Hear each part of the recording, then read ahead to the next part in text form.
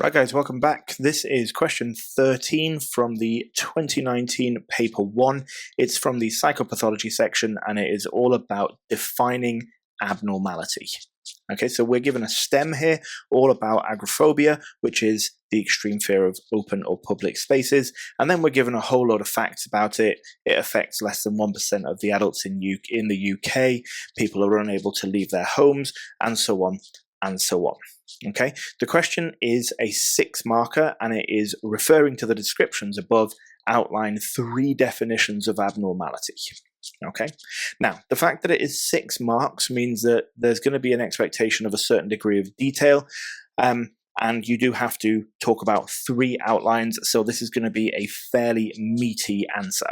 Okay, the way to get the marks is to first briefly outline a particular definition that you want to outline and then refer to where that definition is relevant in the STEM. Okay, so you're effectively getting 3 lots of 2 marks, 1 mark for a brief outline and then 1 mark for a appropriate application to the STEM. Okay, so let's have a look at what we've got.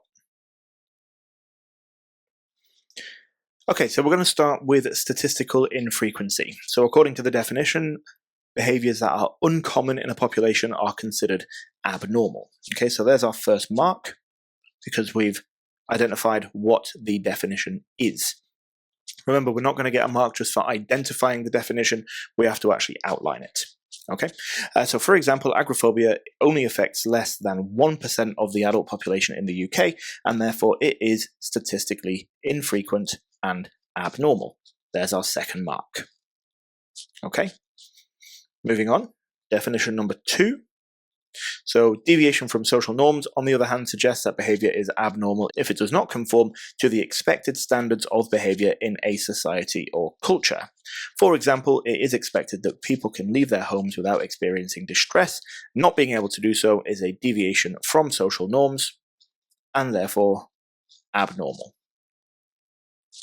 Okay, and then the final one, we have deviation from ideal mental health, which suggests that people are abnormal if they do not meet the criteria of ideal mental health set out by Jehoda. Examples of those criteria include self-actualization and being free from distress.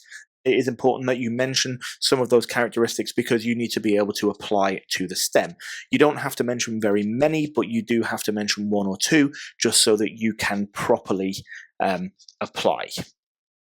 Okay, now seeing threats everywhere and not being able to reach one's full potential suggests that people with agoraphobia may be deviating from ideal mental health because they are not free from distress and they are not able to self-actualize. Okay, and there is our final mark.